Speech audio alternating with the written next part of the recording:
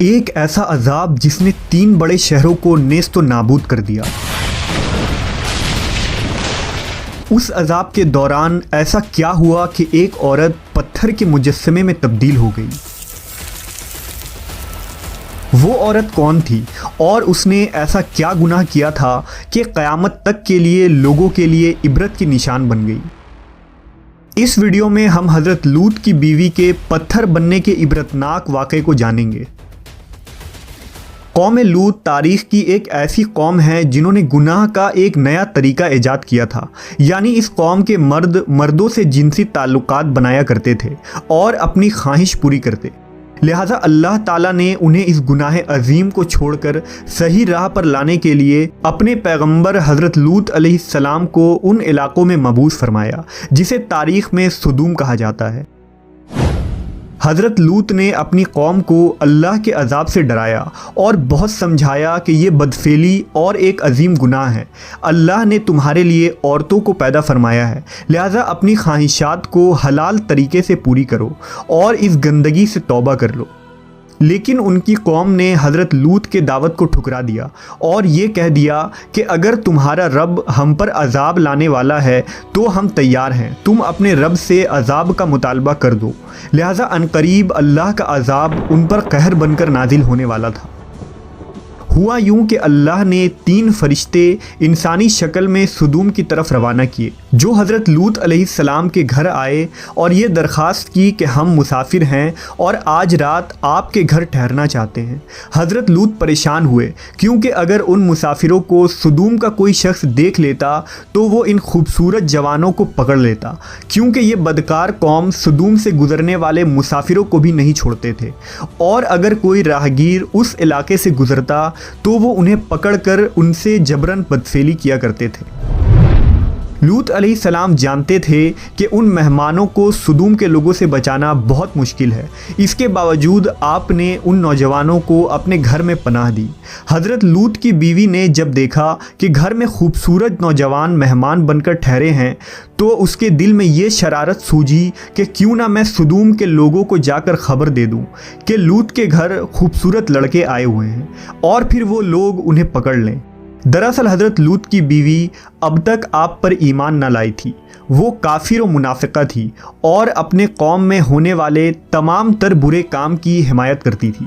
امام قرطبی کے مطابق لوط علیہ السلام کی بیوی کا نام وائلہ یا والعہ تھا۔ وہ خود ایک معزز خاندان سے تعلق رکھنے والی عورت تھی۔ انجیل مقدس کے باب پیدائش میں حضرت لوط کی بیوی کا ذکر موجود ہے، لیکن وہاں اس کا نام موجود نہیں، جبکہ یہودی لٹریچر میں اس کا نام ایڈو یا ایدت لکھا گیا ہے۔ لہٰذا جب وائلہ کو یہ علم ہوا کہ یہ خوبصورت نوجوان آج رات ہمارے گھر مہمان ٹھہرنے والے ہیں تو وہ فوراً سدوم کے شریر ترین لوگوں کے پاس گئی اور کہا کہ تم لوگ یہاں کیا کر رہے ہو؟ 3 خوبصورت نوجوان لڑکے میرے شوہر لوط کے یہاں مہمان بن کر ٹھہرے ہیں، وہ آج رات میرے گھر میں ہی رہیں گے۔ وہ بہت خوبصورت اور پرکشش چہرے والے لڑکے ہیں، تم لوگوں کو یقیناً انہیں جا کر دیکھنا چاہیے۔ یہ سننا تھا کہ ان فحش کام کرنے والے لوگوں پر شیطان سوار ہو گیا اور وہ دوڑتے ہوئے حضرت لوط کے گھر کی طرف بھاگنے لگے۔ کچھ دیر بعد حضرت لوط کے گھر کے باہر ایک جم غفیر لگا تھا۔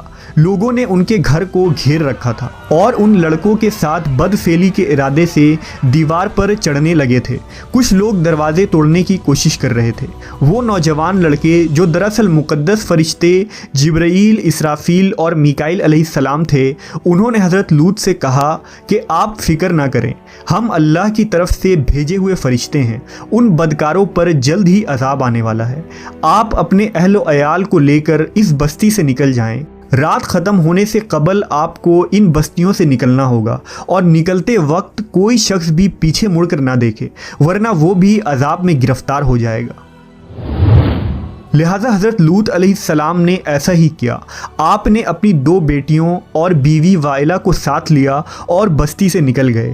آسمان سرخ ہو رہا تھا، آسمان سے پتھر کے مینا برس رہے تھے، ایسی گرج کی خوفناک آواز آ رہی تھی کہ ہر مخلوق کانپ اٹھی تھی۔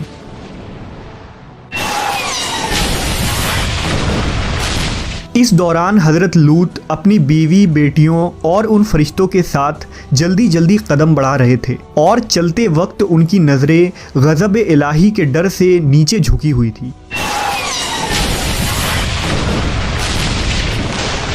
اچانک پتھر اور آگ کا ایک بڑا پتھر سدوم کے شہر کے بیچوں بیچ گرا، جس سے بہت خوفناک آواز آئی۔ لہذا حضرت لوط کی منافقہ بیوی وائلہ، جو اپنی قوم کے بدکاروں سے محبت رکھتی تھی، اس نے پیچھے مڑ کر دیکھا اور کہا، ہائے رے میری قوم! اس پر اللہ کے عذاب کا ایک پتھر اس کے اوپر گر پڑا اور وہ بھی ہلاک ہو کر اسی جگہ بت بن گئی۔ آخر لوط علیہ السلام کی بیوی وائلہ نے پیچھے مڑ کر کیوں دیکھا تھا؟ ایسی کیا چیز تھی جو اسے پیچھے مڑنے پر مجبور کر رہی تھی؟ دراصل وائلہ کے دل میں دنیا کی محبت بسی ہوئی تھی۔ وہ اپنا گھر، مال و دولت اور لوگوں کو پیچھے چھوڑ کر آگے بڑھ رہی تھی۔ لہٰذا جب یہ سب تباہ ہو رہا تھا، اس وقت اس سے رہا نہ گیا اور اس نے پیچھے مڑ کر دیکھ لیا۔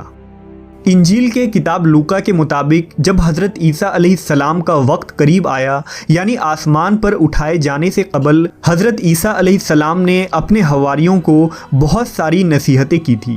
اس دوران آپ نے فرمایا تھا کہ لوط کی بیوی کو یاد رکھو۔ حضرت عیسیٰ نے لوط کی بیوی کو یاد رکھنے کی نصیحت کیوں کی تھی؟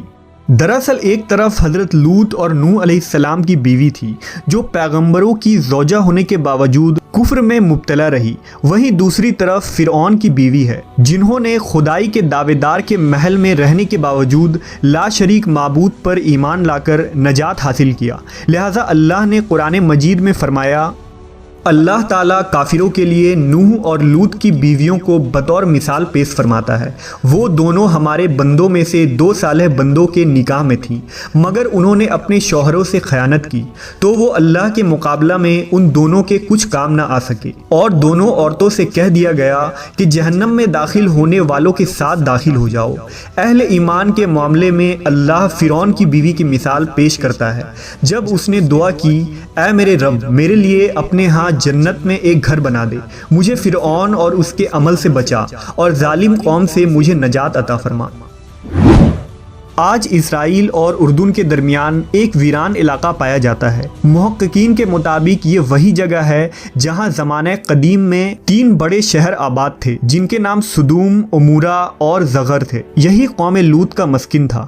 آج سدوم کے علاقے میں انسانی زندگی کا تصور بھی نہیں کی جا سکتی۔ یہاں مٹی برباد ہو چکی ہے، وہاں نہ پیڑ پودے لگائے جا سکتے ہیں اور نہ ہی کھیتی کی جا سکتی ہے، یہاں تک کہ پینے لائق پانی بھی دستیاب نہیں۔